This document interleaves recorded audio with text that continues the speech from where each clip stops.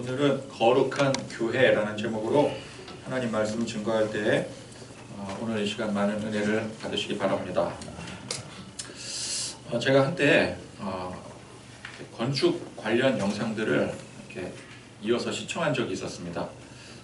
목사님이 갑자기 교회 건축에 관심이 생겼나? 그게 아니고 그냥 이렇게 이제 영상 이렇게 보다 보면은 이게 되게 신기한 건축 영상이 있네. 그래서 이제 그냥 봤는데 이게 요즘에 보면은 이게 알고리즘으로 하나 보기 시작하면은 연관으로 계속 뜨잖아요. 그러니까 거기에 연관돼서 또 신기한 것들이 막 뜨더라고요. 그래서 이제 뭐 유럽이라든지 뭐 일본이라든지 또 별의별 건축 양식들이 나오더라고요. 우리나라도 나오고 그래서 보게 된 것입니다. 저는 이제 우리나라 이 현재 건축물들이 무개성에 별로 매력이 없다라고 생각을 했었습니다. 그 외국인들이 이제 우리나라에 서울에 왔을 때 우리는 이제 서울이 뭐 아름답다 그렇게 생각할지 모르겠지만 외국인들 입장에서는 서울이 굉장히 우중충하대요. 굉장히 매력 없이 생긴 건물들이 그냥 삐쭉삐쭉 솟아져 있고 그래서 실망을 하고 답답함을 많이들 느낀다고 합니다. 근데 그럴 것이 아파트들 같은 경우 보면은 아파트들은 사실 거의 다 똑같이 생겼잖아요. 그죠? 모델하우스 같은 데 가보더라도 어느 브랜드 어느 아파트든 간에 모델하우스는 다 비슷비슷하고 그 구조가 그 구조고 그러니까 그 시대에 유행하는 구조라든지 어떤 디자인이라든지 그런 거는 공유하지만 그걸 크게 벗어나지 못한다라는 말이죠. 굉장히 다들 획일적이고 개성이 없다 이제 그렇게 느껴지긴 합니다. 근데 반면에 이제 유럽 같은 데 가보면은 건축물들이 개성이 뚜렷하고 또 오랜 역사와 전통을 자랑하고 건물 하나하나가 정말 예술 작품처럼 보이게 됩니다. 물론 그런 건물들은 정말 오랜 역사와 전통을 자랑하는 그 건물들은 겉보기에만 이쁘게 보입니다. 단열 전혀 안 되고요. 비좁고 또 오래돼서 불편하기 짝이 없습니다. 그렇지만 디자인적으로 볼 때는 그렇다라는 얘기예요. 근데 사실 우리나라가 원래는 예로부터 건축이 곧 예술이었습니다. 한옥 저는 어렸을 때는 한옥집이 못 사는 집이라고 생각을 했어요. 왜냐하면 옛날에는 이렇게 이제 막 그 개량 사업 하면서 이렇게 막 새마을 운동 하면서 이렇게 뭐라 그랬죠? 지붕 그 옛날 지붕들 다 허물고 이렇게 이제 양옥집으로 이렇게 막 구조 개혁하고 막 그런 시절에는 옛날 이게 한옥집이 그 약간 옛날 집이고 못 사는 집이고 근데 그렇게 여겨졌었잖아요. 그래서 좀 어렸을 때는 한옥은 못 사는 집이다라는 그런 인식이 있었는데. 점점 이렇게 이제 자라면서 보니까 이 한옥이 굉장히 아름다운 건축 양식인 것입니다. 그 아름다운 선과 미적 감각들 그리고 뭐 우리 이제 나라의 뭐 고적 같은 데 가보면은 각종 뭐 탑과 석상들 보면은 이게 단순히 건축물을 떠나서 예술적인 가치가 탁월했음을 알 수가 있습니다. 오랜 전통은 그 세월 속에서 자연스럽게 과거와 현대를 잊게 해주는 통로와도 같습니다. 그런데 우리나라 같은 경우는 갑작스러운 근대화와 발전으로 인해서 고도의 발전으로 인해서 과거와 현대의 자연스러운 연결이 깨어져 버린 것 같습니다. 편리해진 것은 좋은데 좋았던 전통이 순식간에 사라져 버린 것이 참 안타까운 일이다라고도 볼 수가 있는 것이죠. 요즘에는 제가 이제 그런 건축 영상 같은 것들을 보니까 다시 그 잊어버렸던 우리의 옛 전통을 찾기 위해서 건축에서도 새로운 시도들이 이어진다고 합니다. 그래서 한옥 구조를 복원하는 것을 넘어서서 한옥 구조를 단순히 복원을 하게 되면 현대인들이 생활하기에는 굉장히 불편할 거 아니겠습니까? 근데 그거를 현대식으로 개량을 해서 전통의 미와 또 현대식 편리함이 공존하게 만드는 거예요. 그런 거를 보면은 야 저런 방향으로 건축이 새롭게 발전해 나가면 참 좋겠구나. 그럼 보기에도 아름답고 사는데도 편리하고 그렇겠구나라는 생각이 들어요. 그만큼 이제 건축이라는 거는 우리의 일상에 있어서 뗄래야 뗄 수 없는 굉장히 중요한 요소인 것입니다. 인류 역사에 있어서 사실 가장 뚜렷하고 가장 오래 남는 것이 건축물 아니겠습니까?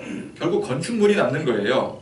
고대 시대로 거슬러 올라갈수록 건축물은 그 시대를 상징하는 거대한 예술품 그 자체였습니다. 이집트를 상징하는 게 피라미드, 스핑크스 아니겠습니까? 또 그리스 하면은 웅장한 신전 같은 건물들 떠올리게 되고요. 로마 하면은 떠올리는 건물들 있지 않습니까? 콜로세움이라든지 개선문이라든지 뭐 그런 이제 그 시대에 찬란한 문화와 역사를 한눈에 보여주는 것이 바로 그 시대에 지어진 건축물들이었습니다. 그러니 그 당시 사람들이 얼마나 그 시대에 지어졌던 그 건축물에 대한 자부심이 강했겠습니까? 그렇죠? 우리 이런 건축물 보유하고 있다. 우리 이런 콜로세움 보유하고 있다. 우리 이런 피라미드 보유하고 있다. 그 지금까지도 이게 자부심이 되잖아요. 지금 뭐 그런 대부분의 유럽이나 뭐 그런 이제 세계 곳곳의 관광지들이 옛날에 지어진 그 건축물 가지고 먹고 살 정도로, 그렇죠? 근데 유대 이 예루살렘에도 그들이 자랑할 만한 건축물이 있었으니 그것이 바로 예루살렘 성전이었습니다. 자, 그런데 이 예루살렘 성전은 총 3차례에 거쳐서 지어졌습니다. 처음 건축은 여러분 잘 아시다시피 솔로몬 왕 때 지어진 하나님의 명으로 지어진 일명 솔로몬이 지었다고 해서 솔로몬 성전이라고 불려지는 그 예루살렘 성전이 첫 번째 지어진 성전이고, 그런데 이 성전이 바벨론의 침략으로 인해서 완전히 불타고 무너지게 되었죠. 없어져 버렸습니다. 그 두 번째 다시 건축된 것이 포로귀환 시대에 스룹바벨을 필두로 해서 지어진 일명 스룹바벨 성전, 이것이 이제 두 번째로 지어진 예루살렘 성전이었고요.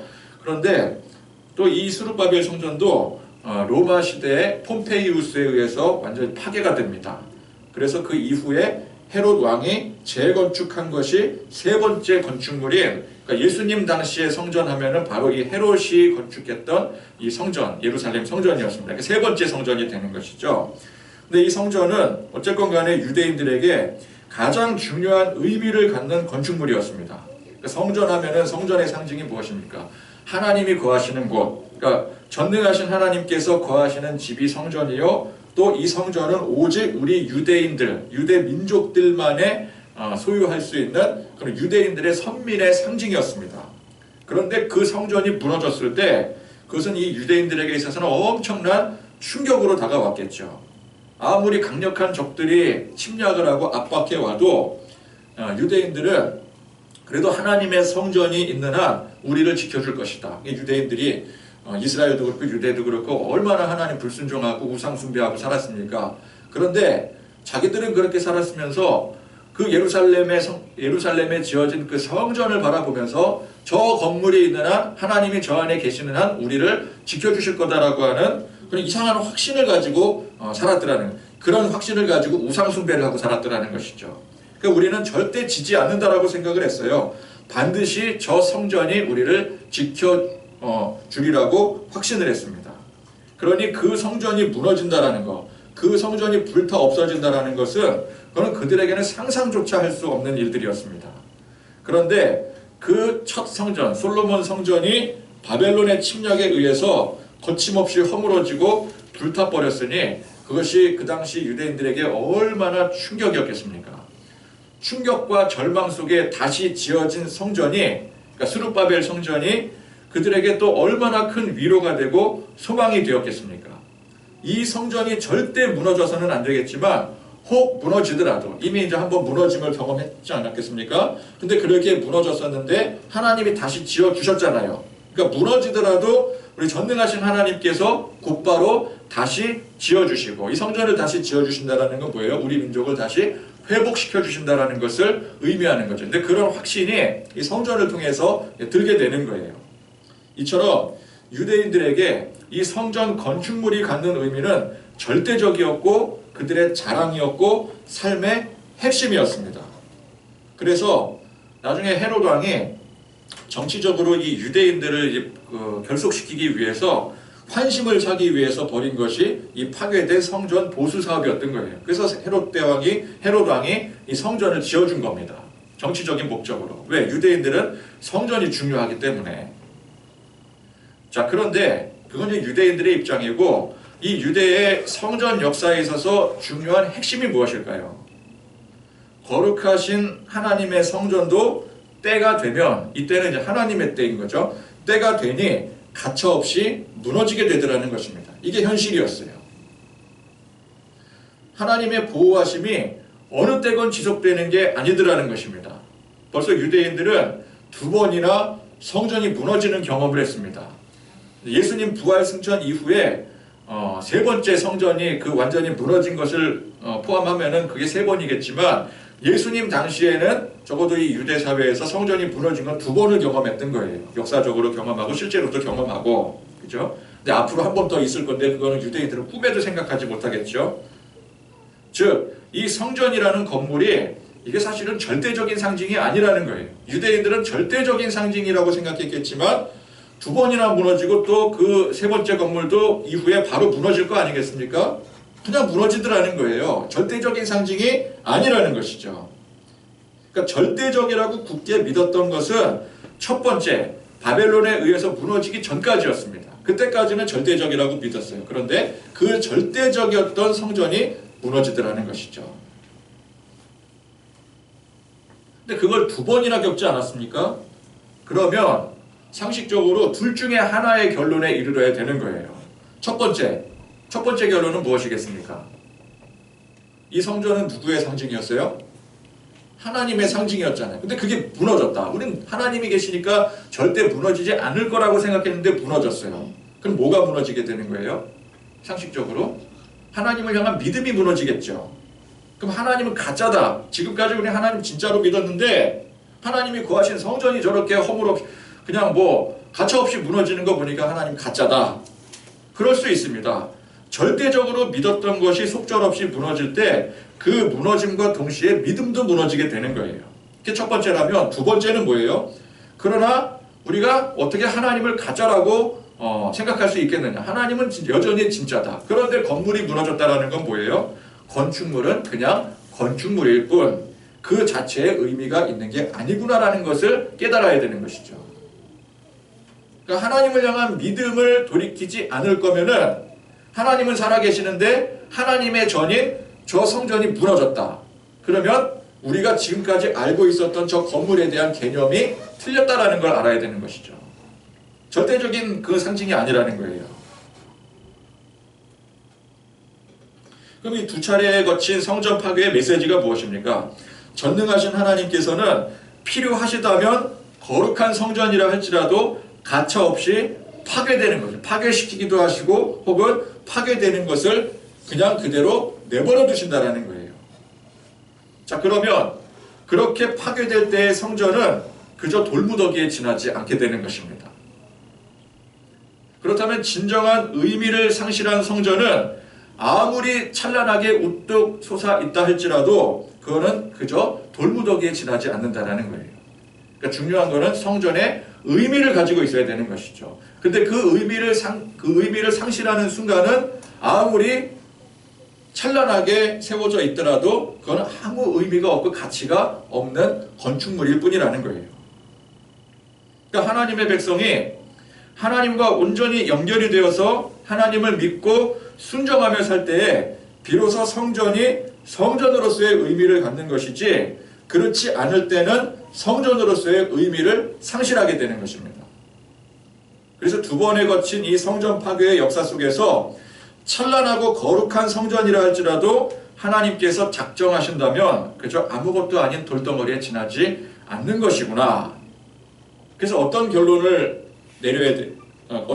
도출되어야 되겠습니까?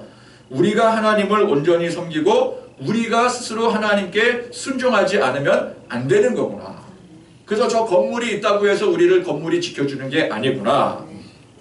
하나님이 우리를 지켜주셔야 되는구나. 그러기 위해서는 우리가 하나님을 섬겨야 되는구나. 내가 하나님을 섬기고 내가 하나님께 순종을 해야 저 성전이 의미를 갖는 것이지 우리가 하나님을 떠나버리고 우리가 우상 숭배하는데 저 성전이 무슨 의미가 있겠느냐라는 거예요.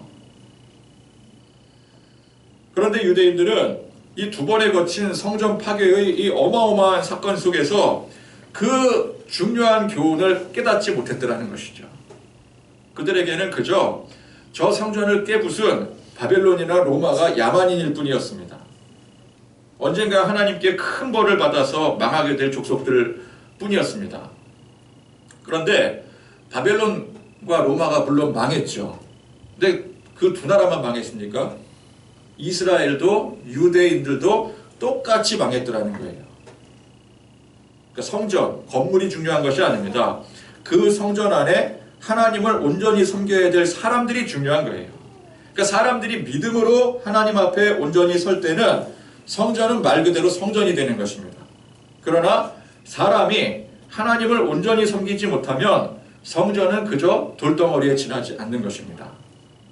그런데 유대인들은 그저 건물 자체, 건물로서의 저 성전이 중요했던 거예요. 그러니까 전능하신 하나님께서 저 건물이 있는 한, 저 성전이 있는 한 영원히 선택된 우리 민족을 지켜주시고 보호해 주시리라고 믿었습니다. 그러니까 성전이 그 상징이 되는 거예요. 저 성전이 있으니까. 그죠? 하나님의 전이 우리에게 있으니까. 그러니까 얼마나 어리석은 겁니까? 역사상 2번이나 그 성전이 무너졌음에도 불구하고 그걸 기억하지 못하는 거예요. 그럼에도 불구하고 어리석은 그들에게 있어서 이 성전은 영원한 것이었습니다. 영원히 지속되는 줄로 믿고 있는 거예요. 2번이나 무너졌는데도 불구하고. 근데 예수님께서 뭐라고 말씀하십니까? 내가 진실로 너희에게 이르노니 돌 하나도 돌 위에 남지 않고 다 무너뜨려지리라. 무엇을 두고 하신 말씀이에요? 그 성전, 그 당시 예루살렘 성전을 돌 하나도 돌 위에 남지 않고 다 무너뜨려진다. 흔적도 없이 사라진다라는 거죠. 자, 유대인들에게 있어서 성전 파괴의 역사는 아픈 역사였습니다. 기억하고 싶지 않은 역사였어요. 다시 재건축이 되었더라도 무너졌던, 그 앞서 무너졌던 그 자체는 감추고 싶은 치욕이었습니다. 근데 예수님은 일전에도 성전을 내가 무너뜨리고 사흘 만에 다시 세우겠다 라고 말씀하시기도 하시고, 또 그 성전 안에서 그 성전 기물들을 뒤집어 엎고 소동을 피우시질 않나. 또 오늘 말씀에서도 돌 하나도 남기지 않고 다 성전이 무너진다. 뭐 이렇게까지 말씀을 하시니 이게 얼마나 유대인들에게 있어서 이게 경악할 만한 행동과 발언이겠습니까? 그러니까 이 정도가 되니까 그렇게 예수님을 따르고 환호했던 민심이 불과 며칠 후에 십자가에 처형되기까지 급격하게 무너지게 되는 거예요. 그러니까 이 정도가 되니까, 그죠? 그들이 영원한 상징이라고 여겼던 그들의 삶의 핵심이라고 여겨졌던 그 성전에 대한 이 모독적인 발언을 하시는 거니까 그들의 생각에는 이 성전 모독죄 아니겠습니까? 성전이 무너진다, 내가 무너뜨리겠다, 성전 뒤집어 엎기도 하고. 그러니까 이스라엘 백성들이 그렇게 예수님을 쫓아다녔던 사람들이 하루아침에 돌변해서 예수님을 십자가에 못 박게 된 것이죠. 사실 예수님의 이러한 발언은 예수님을 공경에 빠뜨리려는 지도자들에게는 속으로는 회죄를 부를 만한 일이었습니다. 그러니까 그 당시 이제 그 지도자들, 바리새인들, 서기관들이 어떻게 하면은 저 예수를 죽일까? 그렇지만 민심이 무서워서 선뜻 그 실행에 옮기지 못하지 않았겠습니까? 근데 지금 민심이 완전히 바뀌고 있는 거예요. 저 성전 모독하고 있다. 그러니까 옳거니 옳게 왔다. 이게 웬 횡재냐?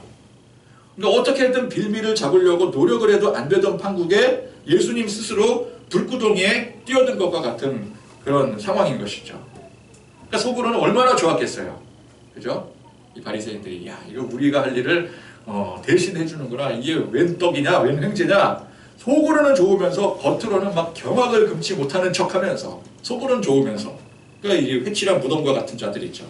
그러면서 이제 뭐라 그러겠어요? 어떻게 저런 신성 모독적인 언행을 할 수가 있느냐? 전능하신 하나님의 성전을 모독하는 짓을 했도다. 그래서 옷을 찢고 막 울부짖고 막 그러지 않았겠습니까? 자, 예수님의 이 말씀은 불과 얼마 후에 그대로 실현이 되어집니다.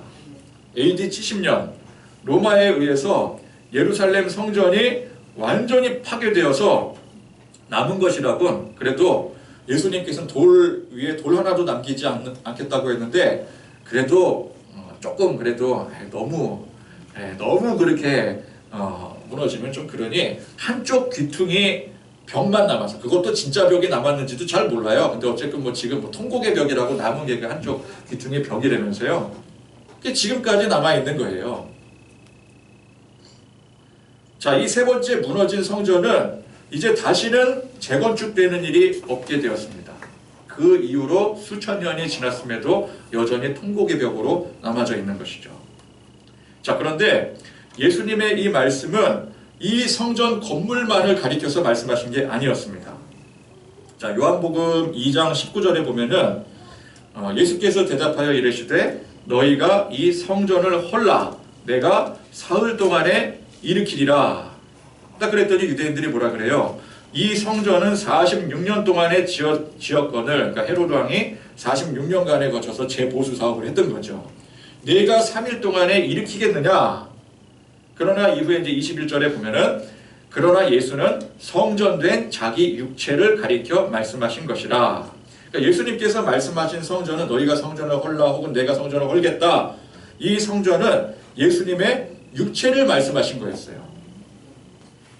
유대인들이 예수님을 십자가에 못 박아 죽이고 너희가 성전을 헐리라. 그러니까 예수님의 몸을 헐어버리는 거죠. 십자가에.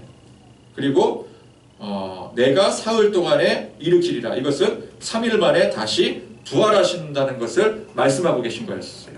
그래서 오늘 말씀의 이 성전 멸망의 예언도 1차적으로는 성전 건물을 의미하겠지만 사실 2차적으로는 사실 핵심은 예수님의 육체를 말씀하신 것이었습니다. 그러니까 돌 하나도 돌 위에 남지 않고 다 무너뜨려지리라 하는 이 말은 그들이 예수님을 완전히 배신해서 십자가에 처형함으로 그들이 상징했던 모든 것들이 다 무너지는 것을 의미하는 것입니다. 그러니까 하나님께 선택받은 민족, 그 증거로 주신 율법의 말씀, 성전, 이 모든 것들이 완전히 다 무너지게 되는 거예요. 그 누가 무너뜨립니까? 바벨론의 병사들 혹은 로마 병사들이 성전을 무너뜨렸지만 사실은 이 성전 누가 이미 무너뜨린 거예요? 겉으로는 무너뜨리지 않았지만 이미 무너져 있었던 거예요. 누가 무너뜨린 겁니까? 이 유대인들이 무너뜨린 거죠. 자기들이 무너뜨린 거예요. 자기들이 하나님을 떠나는 순간 이 성전은 이미 무너져 있었던 것이었습니다. 하나님께서 보내신 독생자 예수 그리스도를 십자가에 못 박은 건 로마 병사들이었어요. 그러나 실제로는 누가 못 박은 것입니까? 사실은 유대인들이 못 박은 거예요. 유대인들 스스로가 죽인 거예요. 자, 그렇게 무너진 성전, 건물로서 무너진 그 성전은 다시는 회복되지 않았습니다. 그러니까 유대인들이 스스로 자랑했던 모든 가치들은 다시는 회복되지 않아요. 그들의 선민사상, 율법, 모든 것들이 다 무너지게 되는 거예요.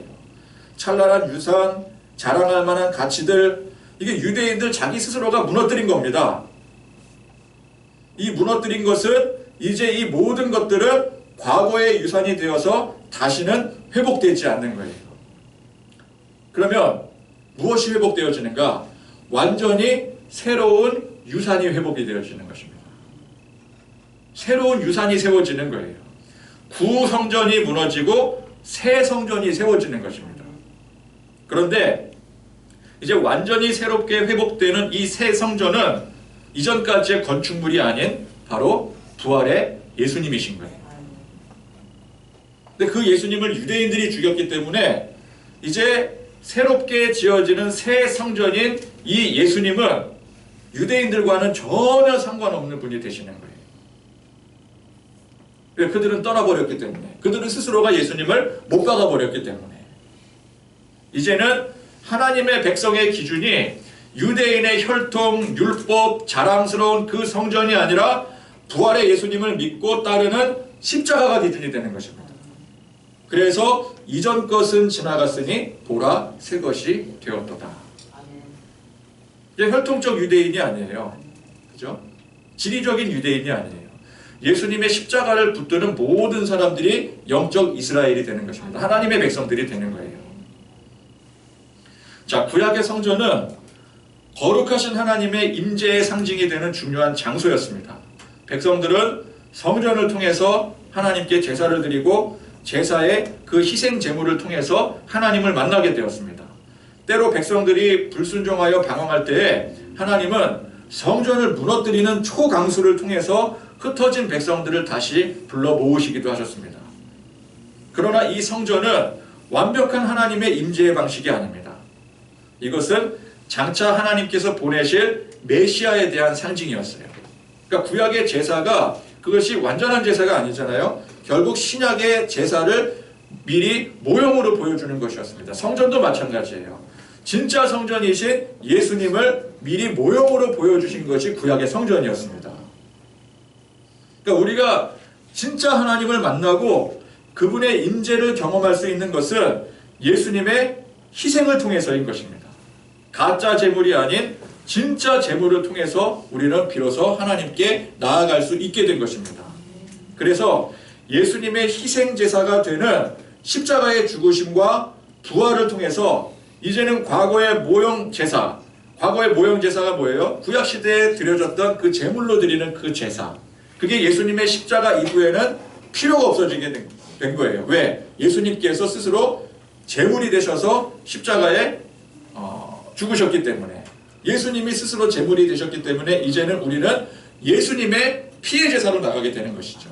과거의 제사를 드릴 필요가 없는 거예요. 소나 양을 잡을 필요가 없게 된 것이죠. 동시에 성전도 필요가 없어지게 되는 것입니다.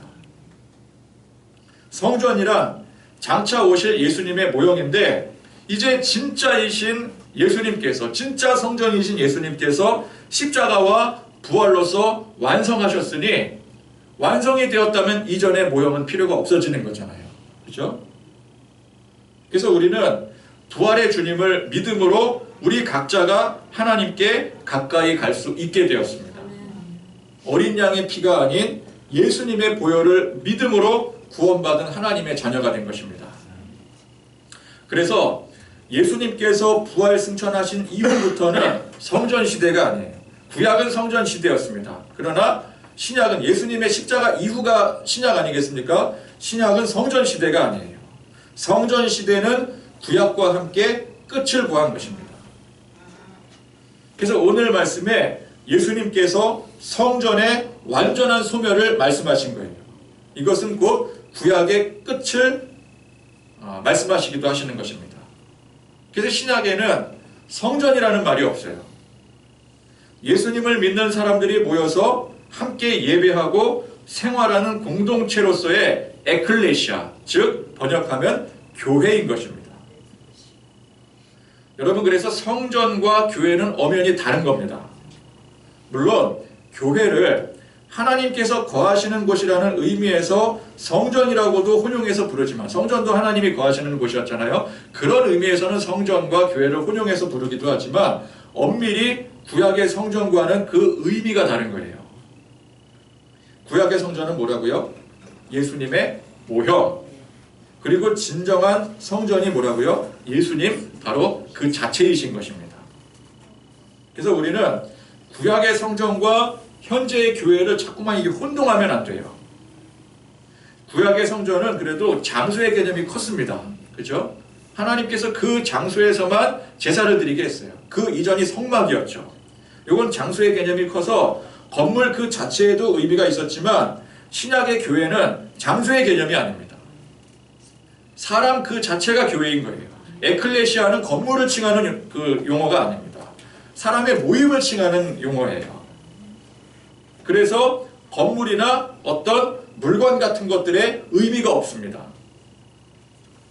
그래서 교회를 거룩한 성역이라고 규정을 해서 아무나 함부로 못 들어오는 곳으로 만들면 안 되는 것이고요. 또 그런 시스템을 만들어서도 안 되는 겁니다. 뭐 어떤 땅은 뭐 영적 기운이 가득해서 거기에 뭐 반드시 뭐 교회를 지어야 되는 종교판 뭐 풍수지리 막 이런 거 있지 않습니까? 그 뭐 기도했더니 뭐 어떤 땅에 뭐 영적 기운이 있대더라. 거기는 뭐 반드시 교회를 짓거나 뭐 기도원을 지어야 된다. 그런 거 없습니다. 그런 게 어디 있어요? 성도가 있는 곳이 영적인 곳이요, 성도가 모인 곳이 어디든 교회가 되는 겁니다. 술집이 있었어요. 근데 그 술집을 인수를 했어요. 그래서 성도들이 들어가서 거기다 교회를 세웠어요. 그럼 거기가 교회가 되는 거예요. 이전에는 뭐 술 마시고 방탕하고 타락한 곳이었을지라도 성도가 들어가서 우리가 이곳에서 하나님을 예배하겠습니다 선언하는 순간 그곳은 거룩한 땅이 되는 거예요. 반면에 교회가 있었어요. 그렇게 성도들이 모여서 거룩하게 하나님 앞에 예배드리고, 그러다가 그 성도들이 다 떠나서 다른 데로 교회로 옮겼어요. 그리고 그 교회 건물을 또 이제 술집이 인수를 해서 그 술집을 차렸어요. 그럼 거기 술집이 되는 거예요. 거기 예전에 교회가 있던 자리니까 거기 들어오는 사람들은 뭐 술을 마시더라도 뭐 홀리하게 마시고 막 변화돼서 나가고 그러는 거 일절 없습니다. 교회는 거룩한 성도들의 공동체인데, 그래서 그 안에서 누구는 들어갈 수 있고 누구는 들어갈 수 없는 성역이라는 것은 없는 거예요. 우리가 하나님의 이름으로, 예수님의 이름으로 하나님의 자녀된 자격을 가지고 있으면 우리가 있는 그 자리가 곧 성역이 되는 것입니다. 따로 구별된 성역이 없는 거예요. 근데 구약시대에는 모두가 다 죄인이었지 않았겠습니까? 그래서 엄격히 구별된 장소가 성전이었고 그 성전 안에서도 성소와 지성소의 구분이 분명히 있었죠. 그러나 우리 신약의 교회에는 그런 구분의 장소가 없습니다. 그게 있을 수가 없어요. 예수님께서 그 값진 피로써 우리를 모두 깨끗게 하셨기 때문에 그런 구별이 없어진 거예요. 우리는 죄인의 신분으로 하나님 앞에 예배드리는 게 아니라 하나님의 거룩한 자녀의 신분으로 예배를 드리는 겁니다. 우리 모두가 거룩한 의인이 된 거예요. 그래서 예수님께서 십자가에서 돌아가실 때 중요한 사건 하나가 벌어졌었어요. 성소의 휘장이 갈라진 겁니다. 찢어진 거예요. 성소의 휘장이 뭐예요? 성소에서 지성소로 들어가지 못하게 막아뒀던 그 장막이었습니다. 아무도 들어갈 수 없었던 곳이었어요. 그런데 그게 찢어짐으로 인해서 이제는 그런 구별이 없어졌다는 것을 알려준 것입니다. 그래서 우리가 있는 그 곳이 그냥 성역인 것이고 성물이라고 한다면 그냥 우리 자체가 성물인 거예요. 하나님 앞에 예배드리는 거룩한 하나님의 백성들이 성물인 것입니다. 이 강대상이 누구나 함부로 설 수 없는 성역이 아니에요. 여기 이 자리는 목사뿐만 아니라 여러분들 그 누구도 설 수 있는 자리예요. 성찬 기구가 아무나 만질 수 없는 도구가 아니라 우리가 전부 다 예수님의 피와 살을 먹는 자격이 있는 성도인데 그게 무슨 의미가 있겠어요? 그런 종교적 의미를 자꾸 부여하고 꼭 특정한 누구만 사용할 수 있고 누구만 자리할 수 있고 그런 것들을 예수님께서 이미 성전과 함께 다 무너뜨리셨는데 그걸 아직까지 고수를 하고 그걸 아직까지 살리고 있다면 그건 예수님을 바로 믿는 게 아닌 것입니다. 그러니까 그런 걸 자꾸 성역화하고 성물화시키는 것이 여전히 이 구약의 성전의식이 남아있는 거예요. 예수님은 이미 그거 다 무너뜨리셨는데 자기의 몸과 함께 무너뜨리셨는데 그걸 여전히 가지고 있는 거죠. 교회 건축물을 필요 이상으로 성스러운 장소로 여기고 건축에 열을 올리는 것도 그런 의식이 여전히 남아있는 것입니다. 목사님들 다 그런 것은 아니지만 많은 목사님들의 평생의 소원이 뭐예요? 여러분도 다 아시잖아요. 많은 목사들이 평생의 소원이 뭐예요? 교회 하나 지어 올리는 거. 하나님 앞에 교회 하나 딱 지어 올리면 소원이 없겠다. 그러는데 하나님은 그런 건물에 일절 관심이 없으세요. 그거 이미 2000여 년 전에 예수님께서 다 무너뜨리셨는데 그게 무슨 의미가 있겠어요. 근데 그걸 모르고 아직도 그걸 모르고 그 구약의 성전의식이 그 유대인들의 성전의식이 아직도 그대로 남아서 내 평생의 소원은 하나님 앞에 성전 하나 지어 올려드리는 거. 그게 어떻게 평생의 소원이 될 수가 있어요. 한 영혼이라도 더 구원하는 게 평생의 소원이라면 몰라도 성전 건물 짓는 건 평생의 소원이 될 수가 없는 거예요. 이 모두가 다 종교적 허상입니다. 예수님이 이미 그걸 다 깨시고 십자가에 못 박으신 거예요. 그런데 여전히 이 시대에 그 유대인들의 종교적 허상이 남아서 그걸 붙들고 있다는 것이죠. 언제 무너질지도 모르는 성전 건축물을 자랑스러워하면서 그걸 우상으로 여기는 유대인들과 별 다를 바가 없는 것입니다. 사람들이 자꾸만 어떤 외형이라든지 형식이라든지 어떤 행위를 통해서 가치를 추구하려고 하는 습성이 예나 지금이나 변함없이 남아있는 종교성이라는 거예요. 이러한 종교성은 진짜 예수님과는 아무런 상관이 없습니다. 이런 종교성은 누구의 산물이에요? 그건 그냥 사람들의 산물이 사람들이 만들어내는 것들이에요.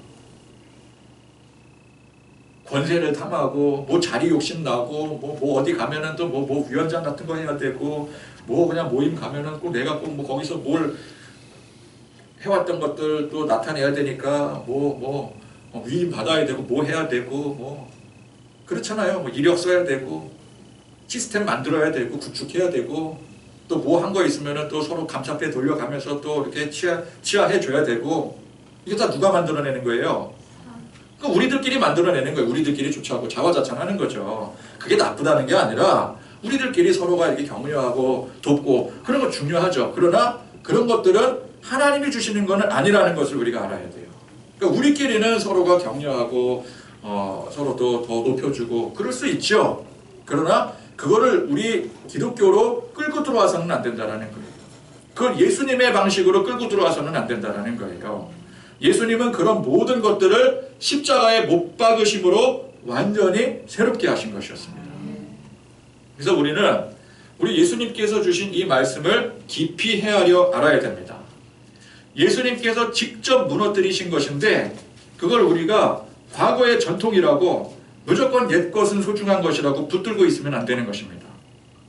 옛 것을 무너뜨리고 새 것을 세우신 것처럼 우리는 무너진 그 자리에 새로운 것을 세워야 됩니다. 제가 앞서 이제 유럽의 건축물들 얘기하면서 전통을 중요시하느라 그래서 이제 건물들을 그대로 남겨두고 보존하고 도시가 아름답고 그 건축물들이 예술작품 같다고 지켜 세우기는 했지만 여러분 그러나 그게 중요해서 그 오랜 건물들 하나도 그거 허물지 못하고 답답하게 불편하게 살면은 그거 뭐 하겠습니까? 그것 때문에 도시 발전이 안 돼요. 도시를 옮겨야 되는 상황이에요. 그러면 그게 무슨 의미가 있겠어요?